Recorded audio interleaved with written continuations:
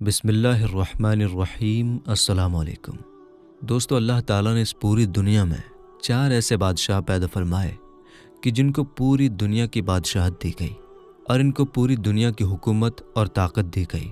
ان 4 بادشاہوں میں 2 بادشاہ مسلمان تھے۔ نمبر 1 حضرت ذوالقرنین علیہ السلام اور نمبر 2 حضرت سلیمان علیہ السلام، اور 2 بادشاہ کافر تھے، نمبر 1 نمرود اور نمبر 2 بخت نصر۔ دوستو، نمرود وہ انوکھا بادشاہ ہے کہ جس کی پرورش اللہ تعالیٰ نے خود فرمائی۔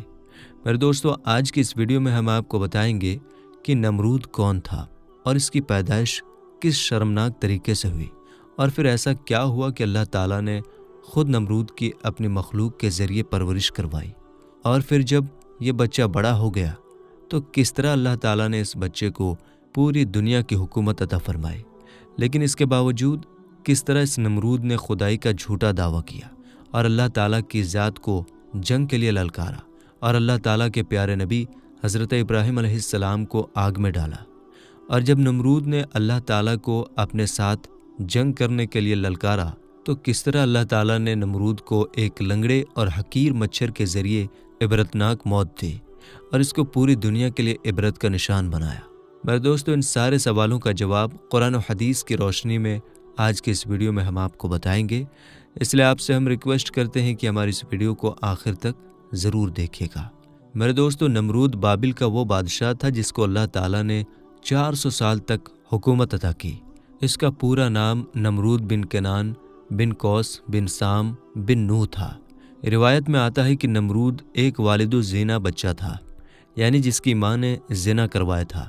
کچھ روایت میں آتا ہے کہ نمرود کی ماں کا شوہر ایک بادشاہ تھا جو کہ نامرد تھا، تو نمرود کی ماں نے اپنے شوہر کے نامرد ہونے کی وجہ سے اور اپنے شوہر کے بعد اس بادشاہت کے لیے کوئی حکمران نہ ہونے کی وجہ سے زنا کروایا، جس سے نمرود پیدا ہوا۔ میرے دوستو، ایک بار اللہ تعالیٰ نے حضرت اسرائیل علیہ السلام سے پوچھا کہ اے اسرائیل، یہ بتا کہ تو نے آج تک اتنے لوگوں کی روح کو قبض کیا، کیا کوئی ایسا انسان بھی ہے جس کی روح قبض کرتے ہوئے تجھے بہت زیادہ دکھ ہوا ہو؟ تو حضرت اسرائیل علیہ السلام نے اللہ تعالیٰ کی بارگاہ میں عرض کیا کہ یا رب العالمین، تو خوب جانتا ہے کہ میں جتنی بھی روح قبض کرتا ہوں میرا دل خوب دکھتا ہے، لیکن میں تیرے حکم کی نافرمانی نہیں کر سکتا۔ اس کے بعد اللہ تعالیٰ نے ارشاد فرمایا کہ اے ملک الموت علیہ السلام، یہ بتا کہ سب سے زیادہ روح قبض کرتے ہوئے تجھے کس پر رحم آیا؟ تو حضرت ملک الموت علیہ السلام نے عرض کیا کہ یا رب العالمین، ایک موت ایسی ہے کہ جس کو میں آج تک بھلا نہیں پایا۔ ایک مرتبہ مسافروں سے بھری ہوئی ایک کشتی سمندر کے اندر سفر کر رہی تھی۔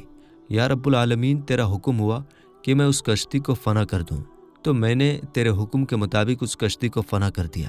یا رب العالمین، تو نے حکم دیا کہ ایک عورت اور ایک اس کے بچے کو چھوڑ کر سب کی روحوں کو قبض کر لے، تو میں نے تیرے حکم کے مطابق اس عورت اور اس کے بچے کو چھوڑ کر سب کی روحوں کو قبض کر لیا۔ اس کے بعد اس کی ماں اور اس کا بچہ کشتی کے ایک تختی پر باقی رہ گیا۔ اس وقت میں اس بچے اور اس کی ماں کی جان کے بچ جانے پر بہت خوش ہوا، لیکن پھر تیرا حکم ہوا کہ اس بچے کی ماں کی روح کو قبض کر لیا جائے اور اس بچے کو سمندر کے اندر تنہا بنا ماں کے چھوڑ دیا جائے۔ یا رب العالمین، تو خوب جانتا ہے اس وقت تیرا یہ حکم پاتے ہی میرا کلیجہ کانپ گیا تھا، لیکن میں تیرے حکم کی نافرمانی نہیں کر سکتا۔ میں نے تیرے حکم کے مطابق اس کی ماں کی روح کو بھی قبض کر لیا اور اس دودھ پیتے بچے کو سمندر کے اندر اکیلا چھوڑ دیا۔ یا رب العالمین، اس طرح جب میں نے اس بچے کی ماں کی روح کو قبض کیا تو مجھے اس پر بہت رحم آیا اور اس کا دکھ مجھے آج تک نہیں بھولتا۔ ملک الموت علیہ السلام کی یہ بات سن کر اللہ تعالیٰ نے ارشاد فرمایا کہ اے ملک الموت علیہ السلام، کیا تو جانتا ہے کہ وہ بچہ کون ہے اور کہاں پر ہے، اور ہم نے اس بچے کی پرورش کیسے کی؟ تو حضرت ملک الموت علیہ السلام اللہ تعالیٰ کی بارگاہ میں سجدے میں گر گئے اور اللہ تعالیٰ کے حضور عرض کرنے لگے کہ یا رب العالمین، تو خوب جانتا ہے۔ اس پر اللہ تعالیٰ نے ارشاد فرمایا کہ اے ملک الموت علیہ السلام، سن کہ جب تو نے اس بچے کی ماں کی روح کو قبض کیا اور اس بچے کو بیچ سمندر میں تختے پر اکیلا چھوڑ دیا، تو ہم نے سمندر کی لہروں کو حکم دیا کہ اس بچے کو صحیح سلامت سمندر کے کنارے پر ایک جزیرے کے پاس پہنچا دو۔ یعنی ایک ٹاپو کے پاس پہنچا دو۔ چنانچہ سمندر کی لہروں نے اللہ تعالیٰ کے حکم کے مطابق اس بچے کو صحیح سلامت ایک جزیرے یعنی ایک ٹاپو پر پہنچا دیا، اور اس ٹاپو کے اندر اللہ تعالیٰ نے اس بچے کی پرورش کا خوبصورت انتظام کیا۔ اس بچے کے لیے ایک خوبصورت بستر بنایا، اس کے اگل بگل طرح طرح کے پھول اگائے اور طرح طرح کے پرندوں کو حکم دیا کہ وہ اس بچے کے آس پاس آ کر رہے اور چہچہائے، اور اللہ تعالیٰ نے سورج کو حکم دیا کہ اس بچے پر اپنی تیز دھوپ نہ پڑنے دے، اور ہوا کو حکم دیا کہ اس بچے کو کوئی نقصان نہ پہنچائے۔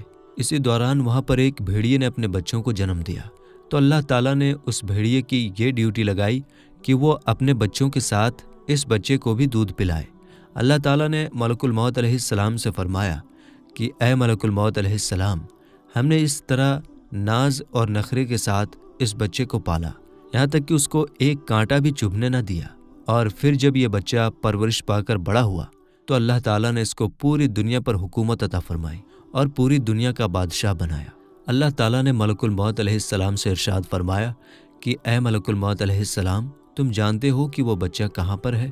تو ملک الموت علیہ السلام سجدے میں گر پڑے اور اللہ تعالیٰ کی بارگاہ میں عرض کرنے لگے کہ یا رب العالمین، تو خوب جانتا ہے۔ اس پر اللہ تعالیٰ نے ارشاد فرمایا کہ اے ملک الموت علیہ السلام، اب وہ بچہ ایک بہت بڑا بادشاہ بن چکا ہے، اور اس نے میری نعمتوں کو بھلا کر خدائی کا دعویٰ کر دیا ہے، اور اسی بچے نے میرے خلیل حضرت ابراہیم علیہ السلام کو آگ میں ڈالا ہے۔ میرے دوستو، اس طرح اللہ تعالیٰ نے نمرود کو ناز اور نخرے کے ساتھ پالا اور اس کو پوری دنیا کی بادشاہت عطا فرمائی۔ لیکن یہ نمرود سرکش اور نافرمان ہو گیا، اور اس نے خدائی کا جھوٹا دعویٰ کر دیا، اور یہ لوگوں سے زبردستی اپنی پوجا کروایا کرتا اور خود کو خدا کہلوایا کرتا۔ نمرود کو صحیح راستہ دکھانے کے لیے اللہ تعالیٰ نے اپنے خلیل حضرت ابراہیم علیہ السلام کو بھیجا۔ حضرت ابراہیم علیہ السلام نے نمرود کو اللہ تعالیٰ کا حکم سنایا اور ایک اللہ تعالیٰ کی طرف بلایا، لیکن نمرود نے حضرت ابراہیم علیہ السلام کی ایک نہ مانی اور اسی طرح نافرمانی پر اڑا رہا اور خود کو خدا کہلواتا رہا اور اپنی پوجا کرواتا رہا۔ اور جو شخص نمرود کو خدا ماننے سے انکار کرتا تو یہ اس پر ظلم و ستم کرتا۔ میرے دوستو، نمرود کے زمانے میں بتوں کی پوجا اس طرح ہوتی تھی کہ ہر گھر میں بتوں کی پوجا کی جاتی تھی۔ اس نمرود کے زمانے میں حضرت ابراہیم علیہ السلام وہ اکیلے شخص تھے جو ایک اللہ تعالیٰ پر ایمان رکھتے تھے اور ایک خدا کی عبادت کیا کرتے تھے۔ حضرت ابراہیم علیہ السلام نے نمرودی قوم کو بار بار سمجھایا اور بتوں کی پوجا سے منع کیا اور ایک خدا کی عبادت کرنے کا حکم دیا، لیکن یہ نمرودی قوم نمرود کی طرح اپنے کفر اور شرک سے باز نہ آئی اور اسی طرح بتوں کی پوجا کرتی رہی۔ ایک دن حضرت ابراہیم علیہ السلام نے ان کے جھوٹے خداؤں کو اور ان کے جھوٹے بتوں کو جھوٹا ثابت کرنے کا ارادہ فرمایا۔ چنانچہ حضرت ابراہیم علیہ السلام نے ایک کلہاڑا لیا اور ان کے بتوں کے گھر میں گھس گئے جہاں ان کے تمام بڑے بڑے بت رکھے ہوئے تھے۔ حضرت ابراہیم علیہ السلام نے اس کلہاڑی کی مدد سے وہاں پر موجود تمام بتوں کو توڑ دیا اور وہاں پر موجود ایک سب سے بڑے بت کو چھوڑ دیا، اور وہ کلہاڑی بت کے کندھے پر رکھ دیا تاکہ ان تمام بتوں کے ٹوٹنے کا الزام ان کے بڑے بت پر لگایا جائے۔ چنانچہ جب لوگ اپنے بتوں کے گھر پر پہنچے تو انہوں نے اپنے تمام بتوں کو ٹوٹا ہوا دیکھا۔ اس وقت تمام نمرودی اس بات کو سمجھ گئے کہ ہمارے اندر صرف ایک ہی انسان ایسا ہے جو بتوں کے خلاف باتیں کرتا ہے اور ایک خدا کی عبادت کرنے کا حکم دیتا ہے۔ چنانچہ تمام نمرودیوں نے حضرت ابراہیم علیہ السلام کو اپنے پاس بلایا اور ان سے پوچھنے لگے کہ ہمارے بتوں کو کس نے توڑا ہے؟ تو حضرت ابراہیم علیہ السلام نے جواب دیتے ہوئے ارشاد فرمایا کہ اپنے اس بڑے بت سے پوچھو جو تمہارا سب سے بڑا خدا ہے، اسی نے توڑا ہوگا۔ اگر یہ تمہارا سب سے بڑا اور سچا خدا ہے تو یہ تمہیں ضرور بتائے گا۔ اس طرح نمرودی حضرت ابراہیم علیہ السلام کی یہ بات سن کر لاجواب ہو گئے اور ان کے پاس اس بات کا کوئی جواب نہ تھا۔ اس پر حضرت ابراہیم علیہ السلام نے ان کو توحید کی دعوت دی اور حضرت ابراہیم علیہ السلام ان نمرودیوں سے فرمانے لگے کہ جب یہ تمہارے جھوٹے خدا اپنی حفاظت خود نہیں کر سکتے تو یہ تمہاری حفاظت کیسے کریں گے؟ اور یہ تمہارے خدا کیسے ہو سکتے ہیں جو نہ دیکھ سکتے ہیں، نہ بول سکتے ہیں اور نہ ہی اپنی حفاظت کر سکتے ہیں؟ حضرت ابراہیم علیہ السلام کی یہ بات سن کر نمرودی طیش میں آ گئے اور انہوں نے حضرت ابراہیم علیہ السلام کو سزا دینے کا ارادہ کیا اور معاذ اللہ حضرت ابراہیم علیہ السلام کو قتل کر دینے کا ارادہ کر لیا۔ چنانچہ تمام نمرودی نمرود کے دربار میں جمع ہو گئے اور سارا واقعہ نمرود کو سنایا۔ نمرود یہ سارا واقعہ سن کر غصے سے لال ہو گیا اور کہنے لگا کہ حقیقی خدا تو میں ہوں، وہ کون ہوتا ہے ہمارے بتوں کو توڑنے والا اور میرے علاوہ کسی اور خدا کی عبادت کرنے والا۔ چنانچہ نمرود نے حضرت ابراہیم علیہ السلام کو ایسی سزا دینے کا ارادہ کیا کہ جس کی اتہاس میں کوئی مثال نہ ملے۔ چنانچہ نمرود نے حکم دیا کہ ایک خالی میدان کے اندر آگ جلائی جائے اور اس آگ کے اندر حضرت ابراہیم علیہ السلام کو ڈال دیا جائے اور معاذ اللہ ان کو قتل کر دیا جائے۔ چنانچہ نمرود کے حکم کے مطابق ایسا ہی کیا گیا۔ ایک خالی میدان کے اندر آگ جلائی گئی اور وہ آگ اتنے بڑے میدان کے اندر جلائی گئی تھی اور وہ آگ اتنی زیادہ تھی کہ اس کے شعلے آسمانوں کو چھو رہے تھے۔ اس طرح جب وہ آگ جلا دی گئی تو حضرت ابراہیم علیہ السلام کو سزا دینے کے لیے بلایا گیا اور حضرت ابراہیم علیہ السلام کو دور سے کھڑے ہو کر ایک مشین کے ذریعے اس آگ کے اندر ڈال دیا گیا۔ جیسے ہی حضرت ابراہیم علیہ السلام اس آگ میں تشریف لائے تو اللہ تعالیٰ نے اس آگ کو حکم دیا کہ حضرت ابراہیم علیہ السلام پر ٹھنڈی اور سلامتی والی ہو جا، تو وہ آگ حضرت ابراہیم علیہ السلام پر ٹھنڈی اور سلامتی والی ہو گئی۔ حضرت ابراہیم علیہ السلام ارشاد فرماتے ہیں کہ میں جتنے دن آگ میں رہا اتنے دن میں اللہ تعالیٰ کی خاص فضل اور رحمت میں تھا، اور جتنا سکون مجھے اس آگ میں ملا اتنا سکون پہلے کبھی نہیں ملا تھا۔ چنانچہ حضرت ابراہیم علیہ السلام کئی دن تک اس آگ میں رہے اور بالآخر اللہ تعالیٰ کے حکم سے حضرت ابراہیم علیہ السلام کچھ دنوں کے بعد اس آگ سے زندہ باہر آ گئے۔ یہ منظر دیکھ کر تمام نمرودی حیران رہ گئے، لیکن اس کے باوجود حضرت ابراہیم علیہ السلام نے اللہ تعالیٰ کا پیغام پہنچانا بند نہیں کیا، اور آپ علیہ السلام نمرود کو اور نمرودیوں کو اللہ تعالیٰ کا پیغام پہنچاتے رہے اور ایک خدا کی عبادت کرنے کا حکم دیتے رہے۔ چنانچہ بار بار حضرت ابراہیم علیہ السلام کے دعوت حق دینے سے نمرود تنگ آ گیا، اور بالآخر تنگ آ کر نمرود حضرت ابراہیم علیہ السلام سے پوچھنے لگا کہ بتا تیرا خدا کون ہے؟ تو حضرت ابراہیم علیہ السلام نے ارشاد فرمایا کہ میرا خدا وہ ہے جو زندگی اور موت دیتا ہے۔ حضرت ابراہیم علیہ السلام کی یہ بات سن کر نمرود ہنسنے لگا اور حضرت ابراہیم علیہ السلام سے کہنے لگا کہ یہ کون سی بڑی بات ہے، یہ تو میں بھی کر سکتا ہوں۔ اس کے بعد نمرود نے 2 قیدیوں کو بلایا جن کو سزائے موت ہو چکی تھی، اور ان قیدیوں کو تمام لوگوں کے سامنے بلا کر نمرود نے ایک کو قتل کر دیا اور ایک کو آزاد کر دیا۔ اور اس طرح نمرود حضرت ابراہیم علیہ السلام سے کہنے لگا کہ دیکھو، میں نے ایک کو زندگی دے دی اور ایک کو موت دے دی۔ اس طرح نمرود حضرت ابراہیم علیہ السلام کے سامنے باطل دلیلیں پیش کرنے لگا۔ اس کے بعد حضرت ابراہیم علیہ السلام نے نمرود کے سامنے اس کی عقل کے مطابق دلیل دی۔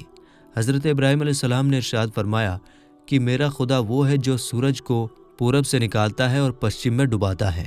اگر تو سچا خدا ہے تو سورج کو پشچم سے نکال کر دکھا۔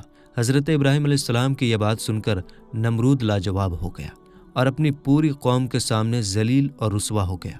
اس طرح جب نمرود حضرت ابراہیم علیہ السلام کی بات کا جواب نہ دے سکا تو اس وقت وہ غرور اور تکبر میں آ کر حضرت ابراہیم علیہ السلام سے کہنے لگا کہ اگر تیرا خدا سچا ہے تو اس کو بول میرے ساتھ جنگ کرے۔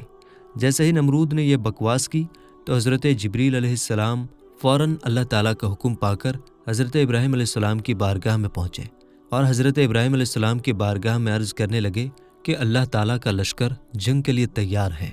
حضرت جبریل علیہ السلام کی یہ بات سن کر حضرت ابراہیم علیہ السلام نے نمرود سے کہا کہ اللہ تعالیٰ کا لشکر جنگ کے لیے تیار ہے۔ نمرود یہ بات سن کر حضرت ابراہیم علیہ السلام سے کہنے لگا کہ مجھے 3 دن کی مہلت دی جائے تاکہ میں جنگ کی تیاری کر سکوں۔ چنانچہ اللہ تعالیٰ کے حکم کے مطابق نمرود کو 3 دن کی مہلت دے دی گئی۔ نمرود کیونکہ پوری دنیا کا بادشاہ تھا، نمرود نے پوری دنیا سے بڑے بڑے جنگجوؤں کو جمع کیا اور خطرناک ہتھیاروں کو جمع کیا۔ ان 3 دن کے اندر جب نمرود نے پوری دنیا سے ایک بہت بڑی فوج جمع کر لیا اور اپنی تیاری پوری کر لی تو نمرود 3 دنوں کے بعد حضرت ابراہیم علیہ السلام کو غرور اور تکبر کے ساتھ للکارنے لگا اور حضرت ابراہیم علیہ السلام سے کہنے لگا کہ میرا لشکر جنگ کے لیے تیار ہے، اپنے رب سے کہو کہ اپنا لشکر بھیجے اور میرے ساتھ جنگ کرے۔ چنانچہ جیسے ہی نمرود نے اللہ تعالیٰ کی ذات کو جنگ کے لیے للکارا تو حضرت ابراہیم علیہ السلام نے اللہ تعالیٰ کی بارگاہ میں دعا کی تو اللہ تعالیٰ نے دیکھتے ہی دیکھتے مچھروں کی ایک فوج کو بھیجا، جن مچھروں کی تعداد اتنی زیادہ تھی کہ وہ پورے آسمان پر پھیل گئے، یہاں تک کہ سورج کی روشنی تک بھی دکھائی نہ دیتی تھی، اور وہ مچھر نمرود فوج کا سارا خون پی گئے اور سارا گوشت کھا گئے۔ उस वक्त नमरूद फौज की हर तरफ हड्डियां ही हड्डियां बाकी रह गई। ये खतरनाक मंजर देखकर नमरूद अपने महल की तरफ भागा और अपनी बीवी के कमरे में छुप गया। इसी बीच एक लंगड़ा मच्छर नमरूद के महल में घुसा। नमरूद उस मच्छर को देखकर अपनी बीवी से कहने लगा कि ये वो मखलूक है कि जिसने मेरी फौज को तबाह और बर्बाद कर दिया है। नमरूद अभी ये कह ही रहा था कि वो मच्छर नमरूद के नाक में घुस गया और उसके दिमाग में जाकर बैठ गया और उसके दिमाग को चाटने लगा। जब वो मच्छर नमरूद के दिमाग को चाटता तो नमरूद को इतनी तकलीफ होती कि वो अपने सर को दीवारों पर मारता। इसी तरह वो लंगड़ा मच्छर कई दिनों तक नमरूद के दिमाग में रहा और उसके दिमाग को चाटता रहा। नमरूद सर में दर्द की शिद्दत की वजह से अपने सर को दीवारों पर मारता रहता, यहाँ तक कि अल्लाह ताला ने खुदाई का दावा करने वाले और अल्लाह ताला की ज़ात को जंग के लिए ललकारने वाले नमरूद को इबरतनाक मौत दी और नमरूद अपने सर को दीवारों पर मारता मारता हलाक हो गया। इस तरह अल्लाह ताला ने पूरी दुनिया पर हुकूमत करने वाले सबसे बड़े बादशाह को एक हकीर और लंगड़े मच्छर के हाथों कत्ल करवाया और उसको पूरी दुनिया के लिए इबरत का निशान बना दिया। अल्लाह ताला से दुआ है कि अल्लाह ताला हमें अपनी बारगाह में आजिज़ी और इनकिसारी के साथ ज़िंदगी गुजारने की तौफीक अता फरमाए और हमें उन तमाम तर बुराइयों से बचाए जिन बुराइयों के अंदर मुब्तला होकर पहली कौमें हलाक हुई और अल्लाह ताला के अजाब की मुस्तहिक करार पाएँ। तो मेरे दोस्तों, फ़िलहाल की इस वीडियो में इतना ही। मिलेंगे इंशाअल्लाह ताला अगली वीडियो में। अस्सलामु अलैकुम, अल्लाह हाफिज़।